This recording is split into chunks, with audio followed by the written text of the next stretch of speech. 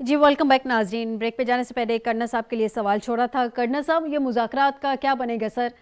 हुकूमत की जानिब से भी कहा जा रहा है कि चूँकि बानी पीटीआई यू टर्न ले लेते हैं, अपने फैसलों में संजीदगी नहीं दिखाते हैं, माजी में भी इसकी बेइंतहा मिसालें मौजूद हैं, तो वो कह रहे हैं कि गारंटर कौन है? थर्ड पर्सन कोई बीच में होना चाहिए जिसकी गारंटी हो कि यू टर्न नहीं होगा। वो तहरीक इंसाफ वाले भी ये कह रहे हैं कि अगर इनके पास अथॉरिटी है तो मुज़ाकरात हो जाने चाहिए। तो भाई ये जो तहरीक इंसाफ के लोगों ने 5 रुकनी कमेटी या 4 रुकनी कमेटी बनाई है, ये मुज़ाकरात करेंगे किससे? इस्टेब्लिशमेंट तो ज़ाहिर सी बात है अभी उनसे मुज़ाकरात नहीं करेगी। जी, मेरा ख्याल है कि ये जो मुज़ाकरात की बात है, ये एक फार्स है, झूठ है। ठीक है। अगर इन्होंने मुज़ाकरात करने होते या सब कुछ करना होता तो फिर ये फॉर्म 45 47 वाला चक्कर क्यों चलता? जब उन्होंने जानबूझकर इनको आउट किया हुआ है तो बस सिर्फ जो है दिखावे के लिए बातचीत चलती रहेगी।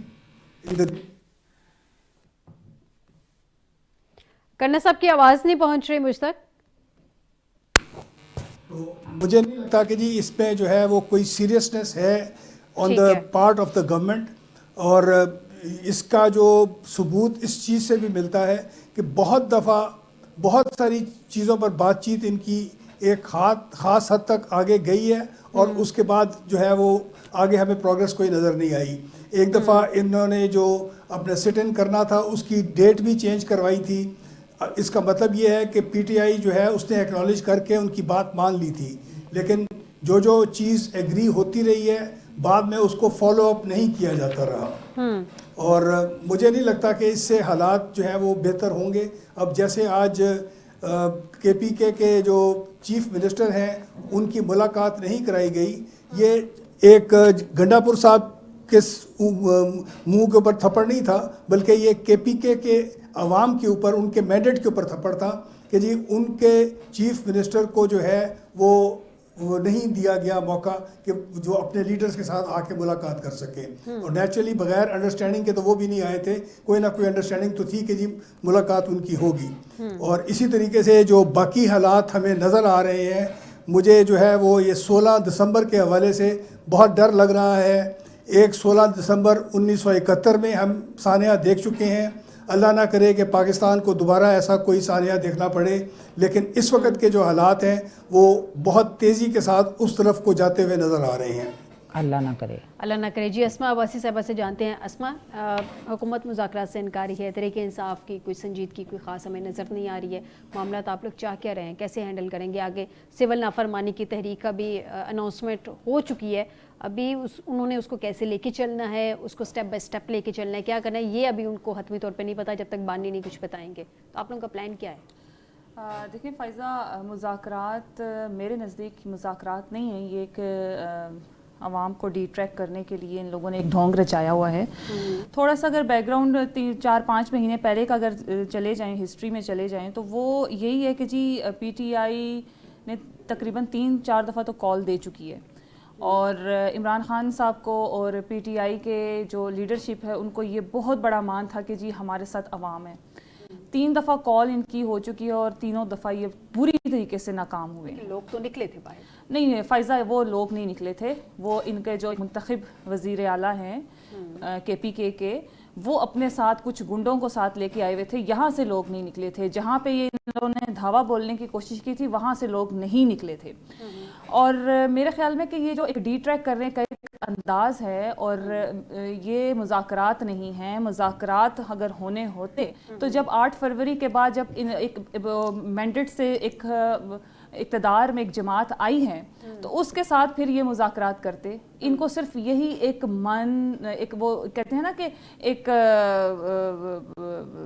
गरूर था कि हमारे साथ अवाम है। जब इनको ये पता चला कि अवाम हमारे साथ अब नहीं है, और फिर उसके बाद जो इन्होंने इतने बड़े बड़े ब्लंडर्स किए हैं, ब्लंडर्स कहूँगी या मेरे ख्याल में कि जो एक कौम के साथ जो इन्होंने फ़ौजी तनसीबात पे हमला किया है, इसके अलावा 9 मई के अलावा अब जो रिसेंट जो हुआ है वो 26 नवंबर का सानेहा देख लें, تو میرے خیال میں کہ یہ ان کو پتہ ہے کہ اب ہمارے جو ہے نا وہ ایک پھندا جو ہے وہ ہمارے گلے کے قریب آ گیا ہے اور اب ہماری اس میں پکڑائی ہونے والی ہے, پکڑائی ہوئی بھی ہے, اور آگے ہمارے جو ہے وہ پی ٹی آئی کے حالات ٹھیک نہیں ہیں, نہ ہی اب یہ بہتر ہونے والے ہیں, کیونکہ جو ان لوگوں نے اپنے پیروں پہ کلہاڑی مار لی ہے. اس کے بعد یہ ایک مذاکرات ایک ڈھونگ ہے, اور گورنمنٹ کی جہاں تک بات ہے, گورنمنٹ جب ان کو مذاکرات کے لیے پیشکش کرتی تھی تو ان کے اندر یہی غرور اور یہی تکبر تھا کہ ہم مذاکرات نہیں کریں گے. عمران خان صاحب یہی کہتے تھے کہ ہم کبھی مذاکرات نہیں کریں گے, ہم مذاکرات کے لیے کبھی آگے نہیں بڑھیں گے. تو آج کیا وجہ ہے کہ یہ مذاکرات کے لیے آگے بڑھ رہے ہیں؟ اس کی وجہ ساری گراؤنڈ ریالٹیز جو ہیں وہ عوام جانتی ہے, اور یہ سمپل ایک یہی ہے کہ عوام کو ڈی ٹریک کرنے کے لیے مذاکرات کا یہ ڈھونگ رچایا جا رہا ہے. اور اب انصاف کی جانب سے آپ کہہ رہی ہیں تحریک انصاف, لیکن آپ لوگ بھی تو چاہتے تھے ماضی میں مذاکرات کرنا, انگیجمنٹس کرنا. بارہا آپ کے جو اس وقت وزراء ہیں فیڈرل کے وہ کہتے رہے ہیں, رانا ثناء اللہ آن ریکارڈ بے انتہا پروگرامز میں کہتے رہے ہیں. دیکھیں فائزہ, میں یہی تو بتا رہی ہوں نا کہ ہم نے تو ہمیشہ ان کے ساتھ پرامن مذاکرات کی ہمیشہ ان کو دعوت دی ہے, جبکہ یہ ایک پوری کی پوری ایک دہشت گرد جماعت ہے, جس کو میں کہنا چاہوں گی انتشار پسندی کی جماعت ہے, جو کہ امن کے ساتھ آگے چلنے کو تیار نہیں ہے, جس نے بہت سارے فساد برپا کیے ہیں, جس نے نوجوان نسل کو برباد کر دیا ہے, جس نے بہت سارے انتشار پیدا کیے ہیں. ٹھیک, آپ کا پوائنٹ آ گیا, کیونکہ میرے پاس معذرت کے ساتھ آپ کو انٹرپٹ کر رہی ہوں, وقت کی قلت ہے, پروگرام کی اختتامی مراحل ہیں. بی بی سے جان لو, بی بی اس وقت آج ہم دیکھ رہے ہیں کہ تحریک انصاف کے وزیر اعلیٰ ملنے گئے تھے کے پی کے گنڈا پور صاحب کو, ملاقات نہیں کرنے دی گئی. کیا پنجاب گورنمنٹ کی طرف سے کوئی ریسٹرکشن تھی؟ بات سنیں, جب میاں نواز شریف صاحب جیل میں تھے یا شہباز شریف صاحب جیل میں تھے تو کئی دفعہ ایسے ہوتا تھا ملاقات نہیں کرنے دی جاتی. یہ کون سا آسمان گر گیا؟ یہ جو ہمارے میں بڑی عزت کرتی ہوں کرنل صاحب کی. کرنل صاحب, آپ نے ایسی بات کبھی نہیں کرنی کہ اللہ نہ کرے اس تیزی سے ہمارا ملک اس طرف جا رہا ہے. ہماری فوج زندہ ہے, ہم پاکستانی قوم ایک ساتھ ہیں. یہ ایک جو ہے شرپ پسند قوم جماعت جو پی ٹی آئی بن گئی ہے, بانی پی ٹی آئی, یہ بلوچ صاحب میرے بیٹے ہیں. بیٹا آپ میرے بیٹے ہیں, مجھے بتاؤ کہ عمران خان میں کون سی ایسی بات ہے جو وہ کہتا ہے کہ میں پاکستان کو ریاست مدینہ بناؤں گا. وہ اچھا وہ مجھے یہ بتائیں, وہ اکیلا کوئی پاکستان کا ماما لگتا ہے؟ ہم سب پاکستانی ہیں, ہم سب مل کے بنائیں گے. وہ جب بات کرتا ہے میں یہ کروں گا, میں وہ کروں گا. مجھے بتاؤ بیٹا, میں تو جس گھر میں تویز کرتے ہیں میں تو اس گھر کو لعنت بھیجتی ہوں. کبھی ملک بھی تویز دھاگوں پہ چلا, ایک وہ بشرا کو پکڑ کے لے آیا, وہ کبھی جادو کرنے لگ جاتی ہے, اور پتہ نہیں کیا کچھ جلایا. وہ جو افشاں لطیف ہے فائزہ, وہ کسی ایک لاوارث بچیوں کے ادارے کی جو بی بی ہے, کیا کچھ نہیں اس نے دکھایا, کیوں نہیں اس پہ عمل درآمد ہوتا. اور اب یہ جو کہہ رہے ہیں نا کہ بھی کر رہے ہیں مذاکرات کے لیے, جو کیس بھی آ رہے ہیں ان پہ ان کو سزائیں دی جا رہی ہیں, کیس سنے جا رہے ہیں, تو ان کو اپنا ڈر ہے. عمران خان کو اپنا ڈر ہے بیٹا. عمران خان کو پاکستان سے کوئی پیار نہیں ہے. چھڑ دو تسی اپنی پاکستان دی سارے ایسی حفاظت کریے, بے شک کوئی بھی قوم پارٹی ہو. میں یہ نہیں کہتی, جو پاکستان کے ساتھ مخلص نہیں ہے ہم اس کو اٹھا کے وانوں سے باہر ماریں گے. یہ ہمارا فیصلہ ہے. ہم پاکستانی قوم, ہم پاکستان کے لیے نہیں, ہم کہاں پھینک رہے ہو, اللہ وہ اپنی کرتوتوں سے چلے گئے ہیں باہر. وہ بیٹھا جیل میں کہتا ہے کہ میں یہ کر دوں گا. ابھی بھی دیکھو وہ انتشار کی. مجھے بتاؤ کہ یہ جو پنکی پیرنی جو گنڈا پور کے لے کے اس نے اسلام آباد میں دھاوا بولا تھا, اور وہ جو پتہ نہیں وہ افغانی کتنے, کیا کچھ ان کے پاس نہیں نکلا. بیٹا ہماری آنکھیں بند ہیں. بلوچ صاحب کیوں نہیں دیکھ رہے اس بات کو کہ ایک بندہ آیا ہے احتجاج کرنے, اپنے بندوں کو لے آ کے بیٹھ جائے. ان کے پاس سے کون سا اسلحہ نہیں نکلا, ان کے پاس سے کون سے شیل نہیں نکلے. ٹھیک, میں لاسٹ کمنٹ کرنا صاحب سے بھی جان لوں. ٹھیک, آپ کا پوائنٹ آ گیا بی بی, آپ کا پوائنٹ آ گیا. دہشت گردوں کو اٹھا کے باہر ماریں گے بی بی, آپ کا پوائنٹ آ گیا. کرنا صاحب سے جان لوں. کرنا صاحب لاسٹ کمنٹ سر آپ کا, یہ جو سول نافرمانی کا کہا جا رہا ہے, ڈیڈ لائن گزر گئی ہے, گنڈا پور صاحب نے بھی اس پہ کلیئرٹی دے دی ہے کہ ہمیں نہیں پتا, میں نے کال نہیں دی, بانی نے کچھ بتانا تھا وہی بتائیں گے.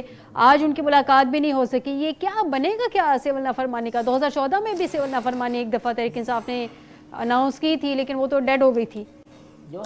بی بی بات یہ ہے کہ جو سول نافرمانی کی بات ہے, اگر مجبور کیا گیا تو شاید وہ اس سٹیپ پر جائیں, لیکن بات بڑی بنیادی سی ہے کہ ان کا مطالبہ ہے کہ جی 9 मई और 26 जो है नवंबर, उसके लिए जुडिशल कमीशन क्यों नहीं बनाते?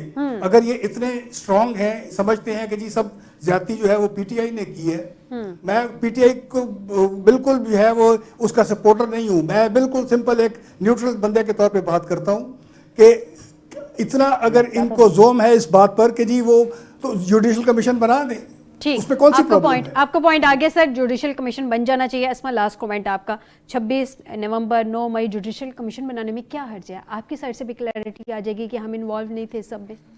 शॉर्टली ज़रा। फायजा देखिए मेरी बात सुने, जुडिशल कमीशन बनाने की जहाँ तक बात है वहाँ वो तो नौबत इन्होंने कभी आने देने ही नहीं है ना।